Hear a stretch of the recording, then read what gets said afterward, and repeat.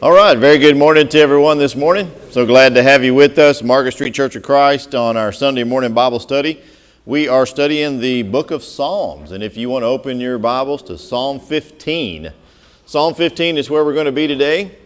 We've been going through the book of Psalms, calling it Psalms for all seasons, because indeed the Psalms will cover all emotions. That's what they're for. They are a series or a collection of songs and poetic writings. I say poetic writings because when I tell people that the Psalms are poetry, a lot of people get a little confused because you don't see it the way we see, that a Western mind sees poetry. Hebrew poetry is very, very different. But once you learn Hebrew poetry, it is beautiful and it just has so much more meaning. And that's what we've been doing in this class. We've been looking at various psalms in their layout in the Hebrew format of poetry. And so, as we have explained for the last several weeks, first and foremost, the book of Psalms is divided into 5 books. There are different reasons for this, but basically the main reason is just history. It's been that way for thousands of years. The Hebrews divided these books for some reason into these segments here, Psalms 1 through 41, 42 through 72, 73 through 89, and so forth, into 5 different books. Some of your Bibles will actually say that. It'll say book 1, book 2. And so that's just the way the book is done according to the way, again, the Hebrews did it. And I just look back there and I see Rick and Ruth Martin, and it is so good to see y'all here this morning together. And so welcome back, sister. Glad to have you here this morning. So the Psalms is interesting. They're divided into those 5 books, but when you go look at those 5 different books, if you really pay attention, you'll find out that there's different kinds of Psalms in each of those 5 books. This picture that you see here, this graph, is colored in the different types of Psalms. Psalms that are laments, for example, are blue, and the ones that are those ascent psalms are in yellow, and you've got other ones in purple and stuff. And that shows you how they're all mixed up, how that there's different amount of psalms in each book.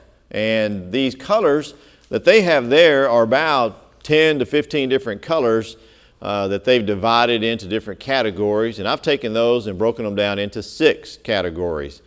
And the 6 categories are these right here: wisdom and didactic psalms, messianic and royal psalms, psalms of lament, imprecatory psalms, praise and thanksgiving psalms, and pilgrimage psalms.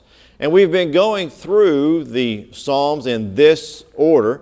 And so I've taken all of the psalms that there are, divided them by their 5 books and by those 6 different types of psalms. If you'd like to know more about that and everything, go back and look at some of our previous lessons where we talked about the types of psalms. In our YouTube channel, you can go there, and we have videos of our Sunday morning class as well as the sermons and everything else that we do. But I'd encourage you to go back and watch those if you want to know more about the division of Psalms and the classifications of Psalms. It's the best way, I believe, to really study the book. Simply because when you come to a Psalm and you know what it is, what its primary intent is, then you can understand it better. For example, we've gone through so far and we've looked at Psalm 1. We started with Psalm 1. Well, that is a didactic psalm, which is a teaching type of psalm. It's something that is meant to teach mankind. And then we went to Psalm 2. Psalm 2 is a messianic or royal psalm.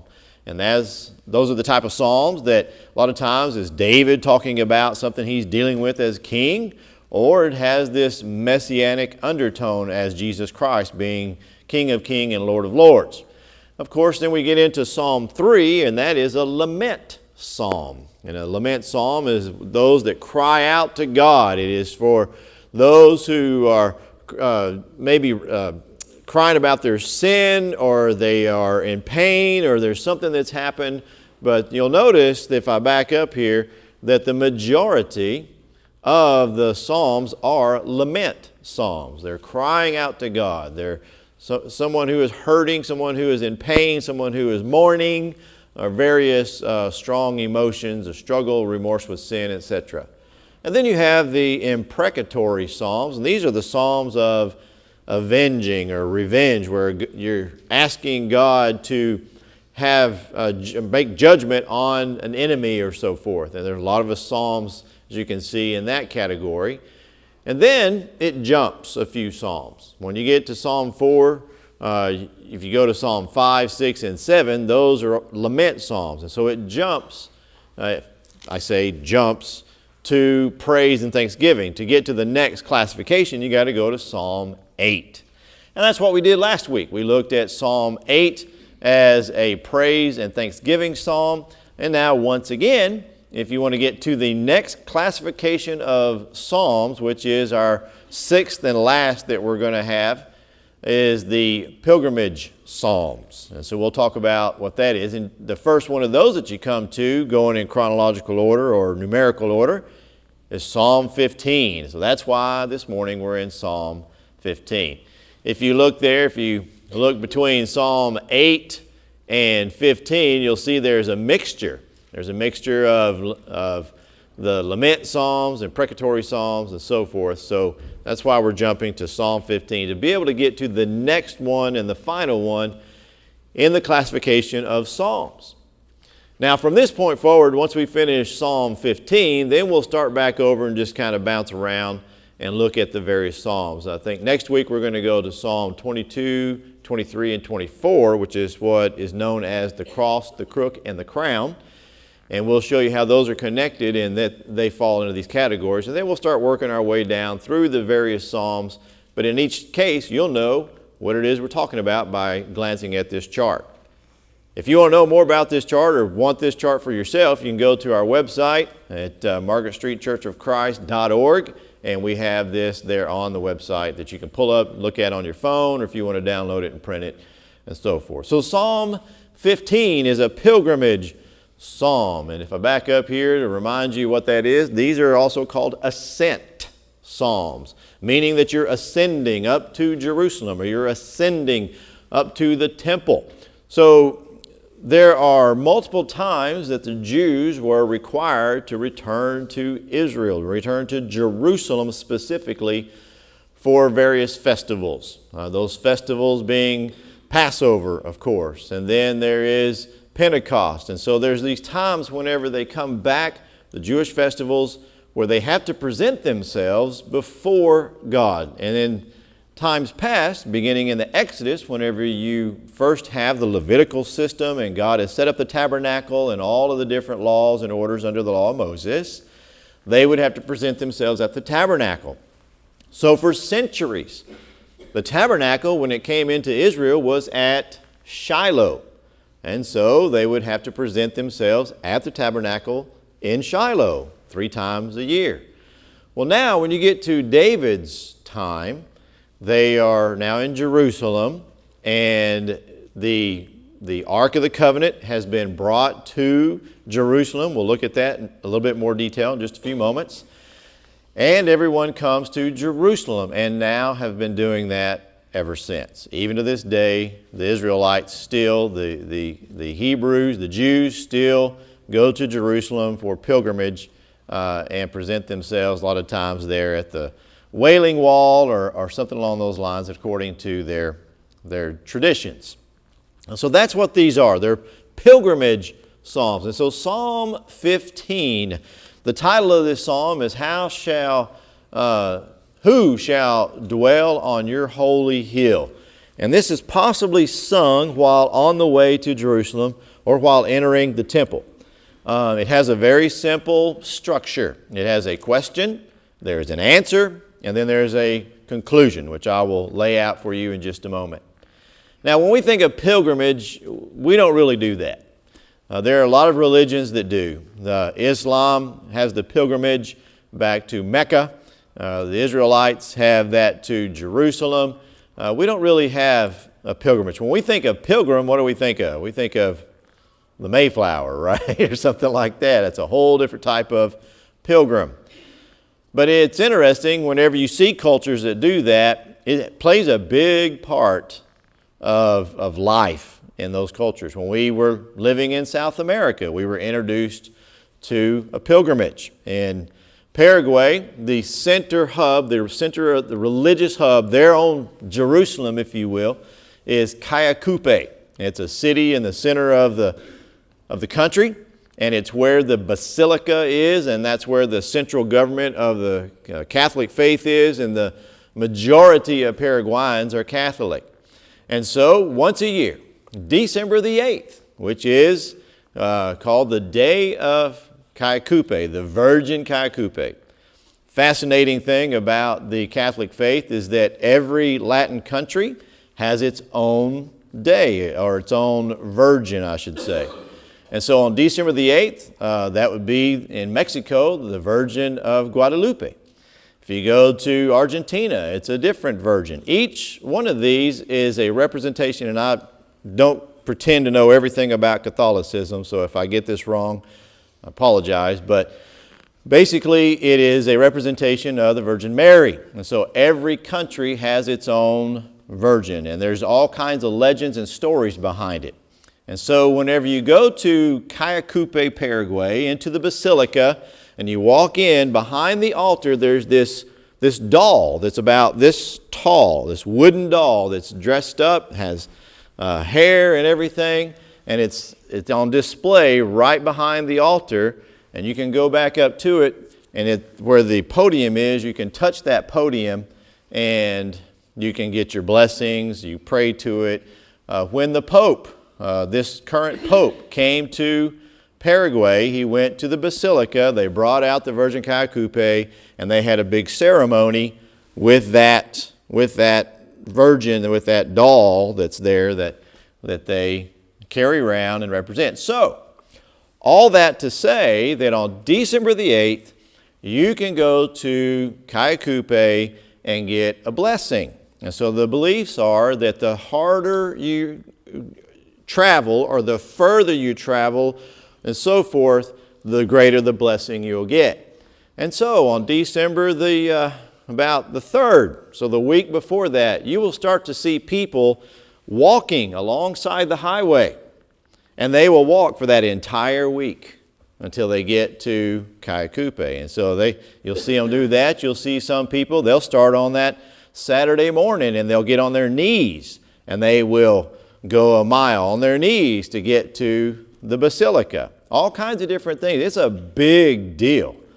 The pilgrimage week, the entire country shuts down, and everybody's doing their pilgrimage. From all over the country, they are finding a way to get to Cayacupe. It started back in the 1700s or something actually further back than that, 1500s, whenever they would bring their carts and everything and their horses, and they would come to Cayacupe and gather. I tell you all that because to give you an idea how serious this is for the Hebrews. Until you see it actually happening in a culture, it's interesting because we just don't understand how important pilgrimage is. Well, this psalm that we're about to read is part of that. So imagine all those people I just talked about that are walking down the highway and stuff to go to Cayacupe. They're doing stuff. They're singing songs, they're praying, and they're doing various things because they're doing a religious experience to go get a blessing. Well, that's exactly what the Hebrews did as well. So imagine going to Jerusalem back in the time of Jesus, back in the time of David even. Now, in the time of David, Jerusalem was nowhere near as big as you're seeing in that picture right there. This is a model of an artist's depiction, I should say, of Jerusalem. And I don't have my clicker, but basically in the time of David, just that bottom right hand little spit right there, that little peninsula is all that there was of the city of Jerusalem. The big Temple Mount you see on the back there, that was after the time of Solomon.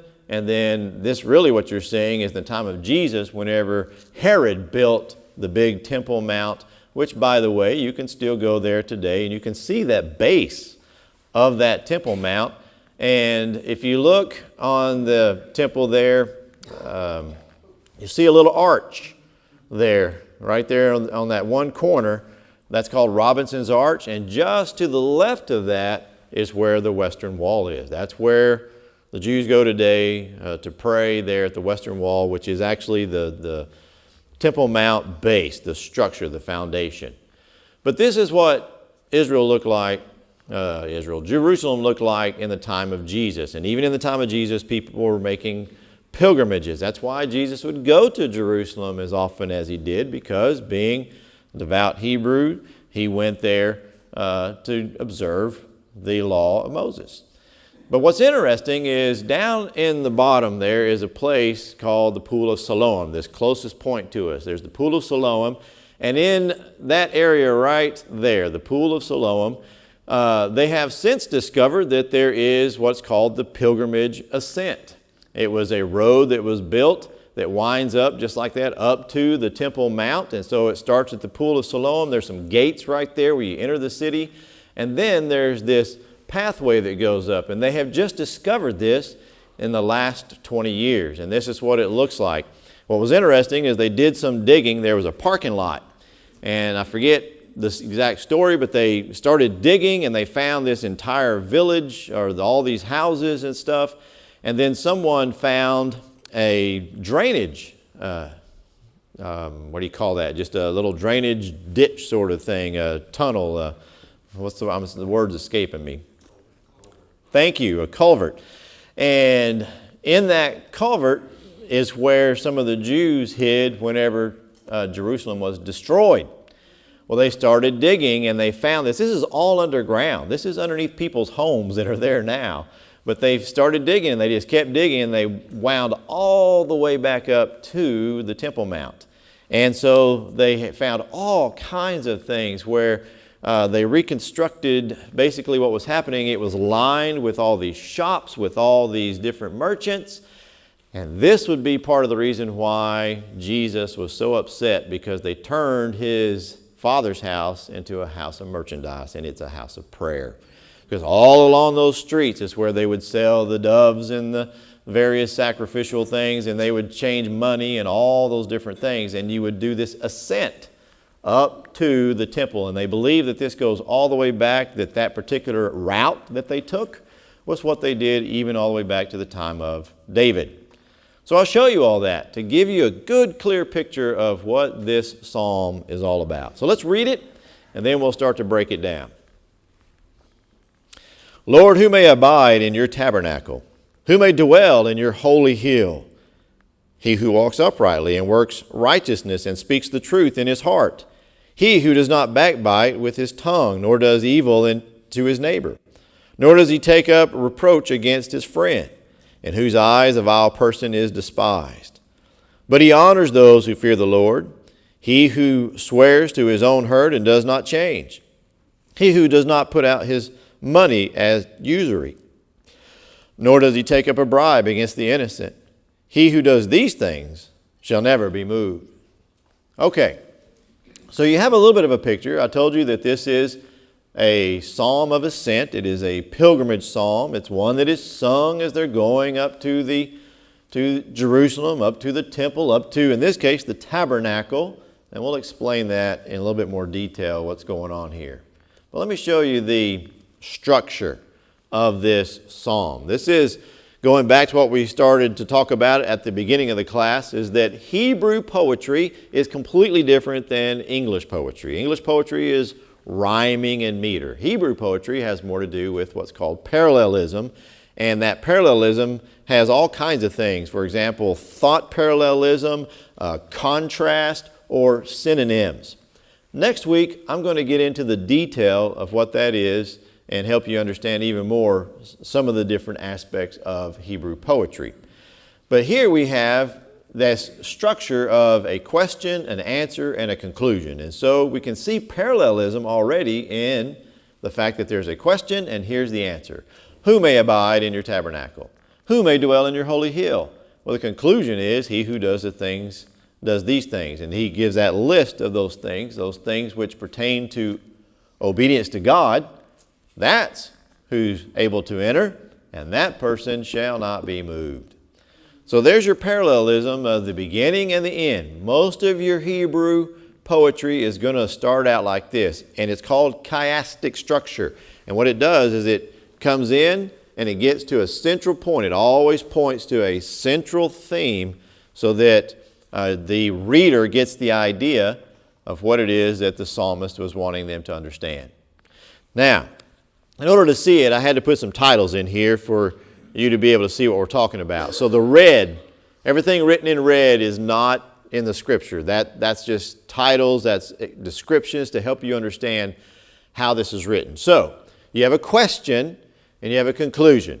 But then as you come into the next one, you see that the psalmist has two ways of giving the answer to that question of who that person is. It is he who does these three positive things and does not do these three negative things. You then come to the central part, the axis, which we'll look at in a second. And then he repeats it in a different way, except this time it's he who does these two positive things and he who does not do these two negative things. All right? So this is, I hope you're starting to see the structure. This is the way that the Hebrew mind works, and this is beautiful poetry to them. As you come in, then it comes to that main point, the question, and here's the answer. All right?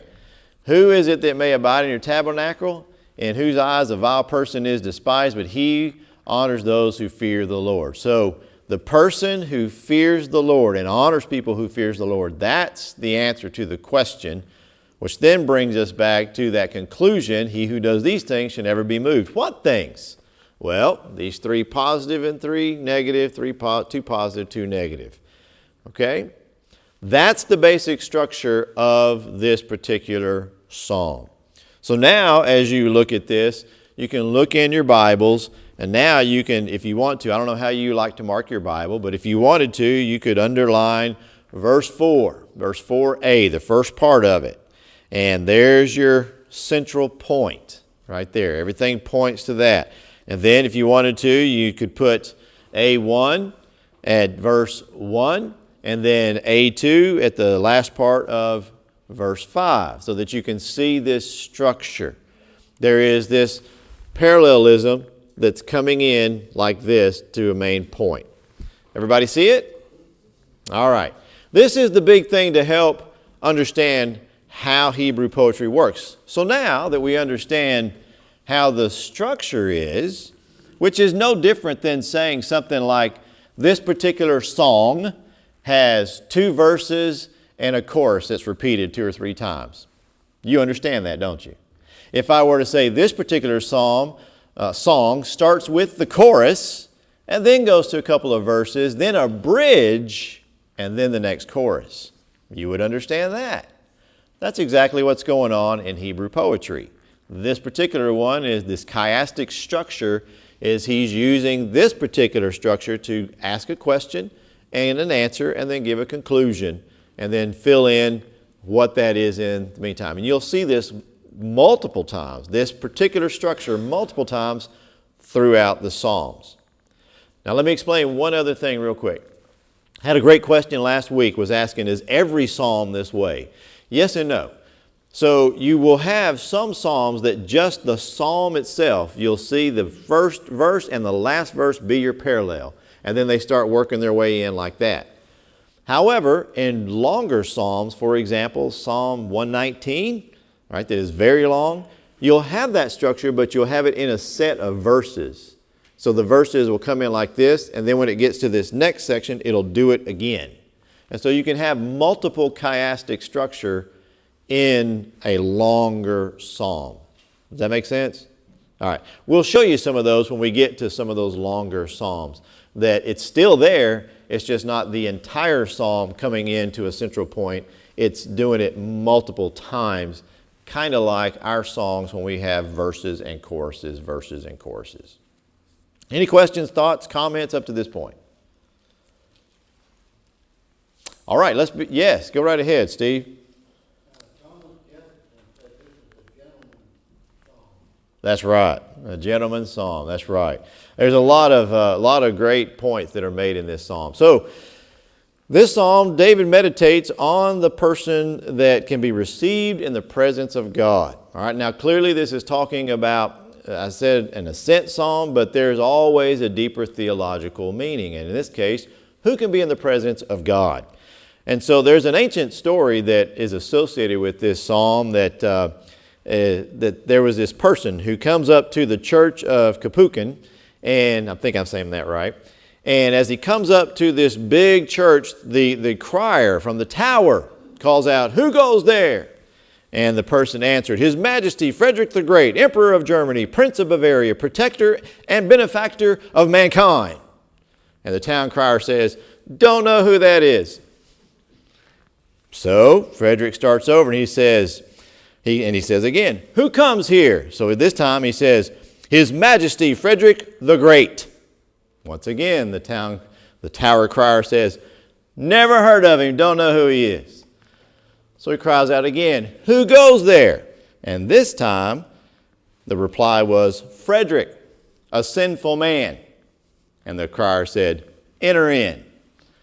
That's kind of the thought behind this. This is an ascent of who can be in the presence of God. Now notice in verse 1, he says, "Who may abide in your tabernacle?" This is a Psalm of David, and at the time of David, what did we have as far as where God lived? Does anybody know their history, their Jewish history that well? What does Jerusalem look like? I gave you some clues just a few minutes ago. Where is God dwelling at this point? In a tent, in his tabernacle, all right? So this is before the temple was built, all right? So at this time, you got to understand where we are in the history. The tabernacle is believed to be in Gibeon. It's no longer in Shiloh. If you remember the story, it was in Shiloh, and the Israelites were fighting the Philistines, and that somebody got the bright idea to go to Shiloh and get the Ark of the Covenant and bring it out, so maybe it would be a good luck charm or help them win the battle. And what happened? The Philistines stole it. That was a dumb idea, wasn't it? The Philistines take it, they take it to their towns, and of course there's that story of Dagon who falls down there, and then they move it, and finally they say, "We got to get rid of this thing." So they put it on a cart and they send it back to Israel, back to the Israelites. And then of course there's those men who open up the Ark of the Covenant, and they all die, and so it stays in one person's home. Well, then David decides he wants to go get the Ark of the Covenant now that he has this new central city, the central government area, and he wants to bring the Ark up to Jerusalem. And what happens? Anybody remember that part? The cart started to tip over, and what? And Uzzah reaches out to touch him, and Uzzah was blessed by it, wasn't he? No, he wasn't. He paid for it with his life. All right, so that's where we are. So the Ark of the Covenant then later was brought up to Jerusalem. Go with me to 2 Samuel real quick. Yeah. Uzzah had good intentions. Uzzah had good intentions. Thought he was doing God's will, but he was wrong. He was wrong. 2 Samuel chapter 6, real quick to give you the context of where we are in this psalm. In verse 12 it says, "And it was told King David, saying, The Lord has blessed the house of Obed-Edom," that's where the ark is, "and all that belongs to him because of the ark of God. So David went and brought up the ark of God from the house of Obed-Edom to the city of David with gladness." Now look in verse 17. "So they brought the ark of the Lord and set it in its place in the midst of the tabernacle that David had erected for it." So I want you to see the picture now. So here in Jerusalem, we have this city that is now the city of David. This is the central government area. David has brought the Ark of the Covenant, which had been stolen and returned and then cursed, or not cursed, but put in someone's house because someone had touched it and they weren't handling it right. They finally figured out how to do it, so they bring the Ark of the Covenant up to Jerusalem, and they put it in God's tent?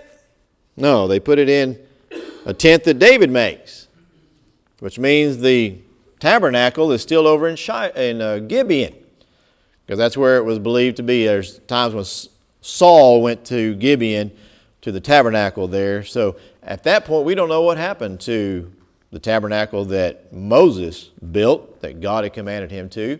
But now the ark is there in Jerusalem. So that's why he can say, who may abide in your tabernacle that's over in Gibeon?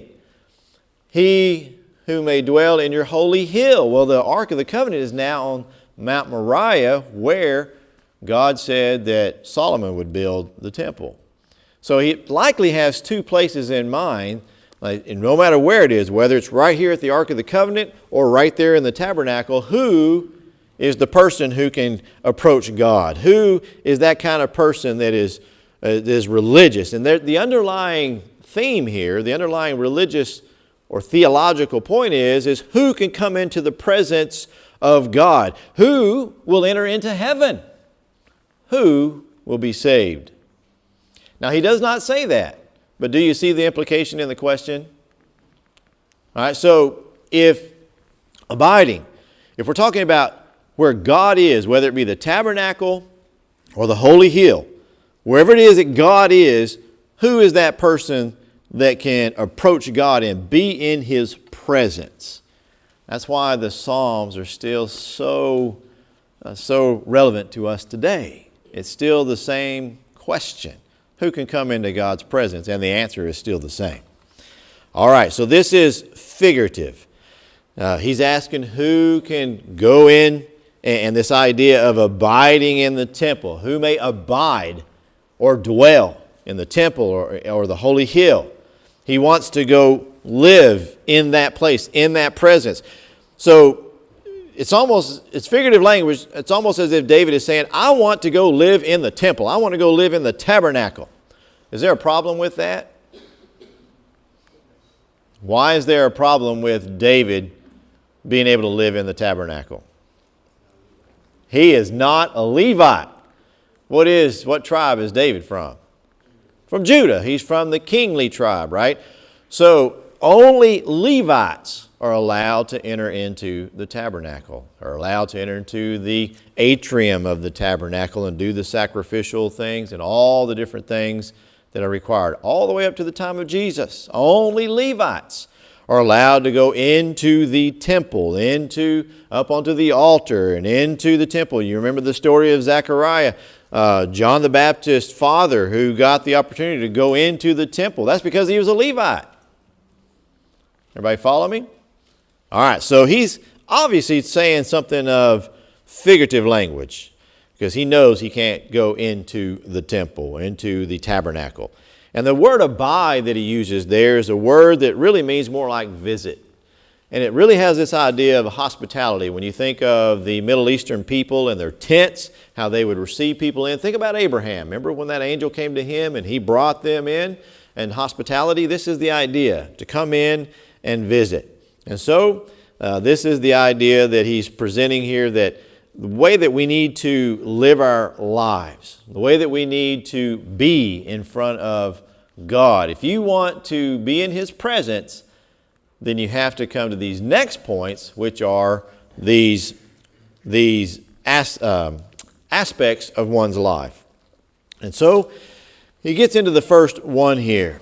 He who walks uprightly and works righteousness and speaks truth. When describing the character of someone, the very first thing that when David is thinking about it, he's thinking about it from the old covenant perspective. If you wanted to be considered upright and walking in righteousness, doing works of righteousness, what are works of righteousness in David's eyes? Think about being a Hebrew, a Jew. What are works of righteousness? There's sacrifices, giving alms, that type of stuff, more of stuff like that. Yes, I think you almost wanted to say performance-based type of works, right? All right, performance-based work. So if you remember, you go back to the law of Moses. If this happens, you do this. If you commit this sin, you give this sacrifice. And there's all these very specific things, the response to your sin. If you want to be a righteous person, then you will present yourself 3 times to the tabernacle. If you want to be a righteous person, you will bring the certain sacrifices at this time of year. You will follow and obey these laws. In other words, a performance-based system. And those who were disobedient to that were considered those who would not get the blessing of God.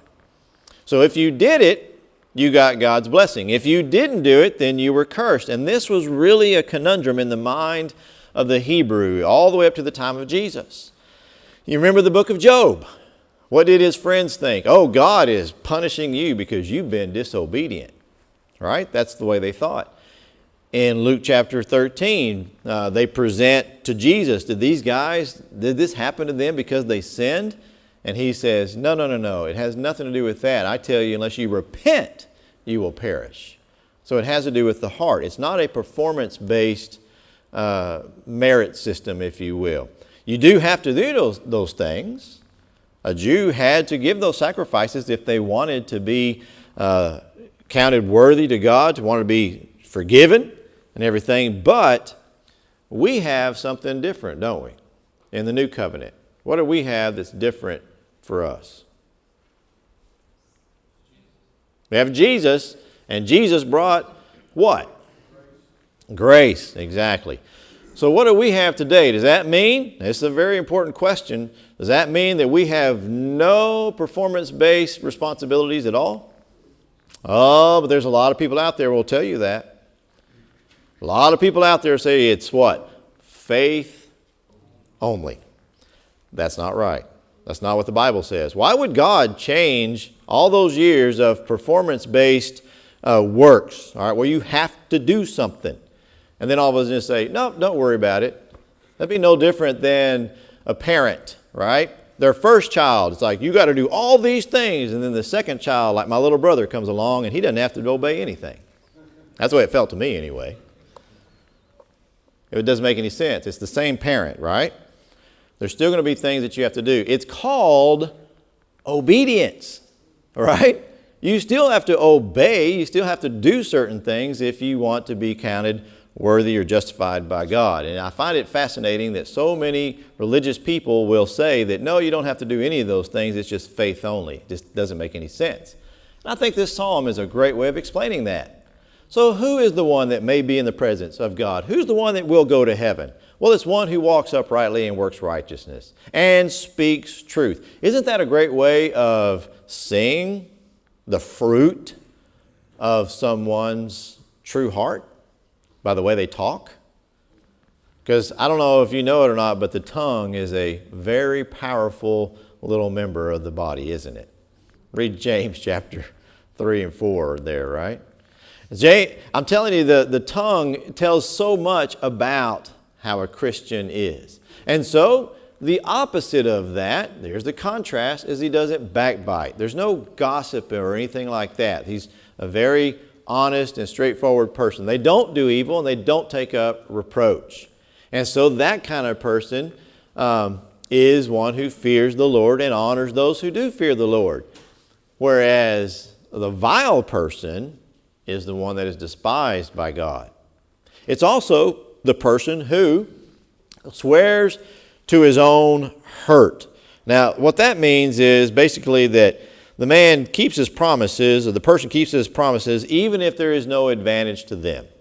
All right? So whenever it says he swears to his own hurt, in other words, if I give you a promise and there's no benefit for me, I'm going to keep my word no matter what. We live in a society today that people don't do that as often. Yes, Paul?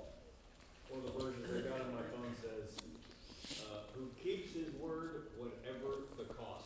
Yes. Who keeps his word whatever the cost. Great point. And does not change, right? In other words, they don't flip-flop. He's not a politician, right, who just happens to say whatever the people want to hear at the time. How many of y'all seen that where somebody, a politician will say something and then some news organization will say, well, a few years ago you said just the opposite over here. Here's a video clip of you saying just the opposite. Christian doesn't do that. The person of God doesn't do that. They never change. They always follow. They're always consistent, and so they do not change.